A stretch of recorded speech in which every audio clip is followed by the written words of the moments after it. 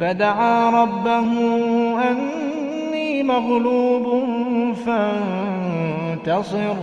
ففتحنا أبواب السماء بماء منهمر وفجرنا الأرض عيونا فالتقى الماء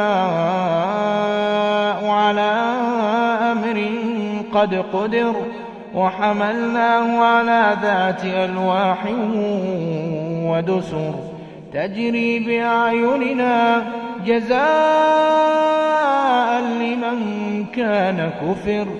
ولقد تركناها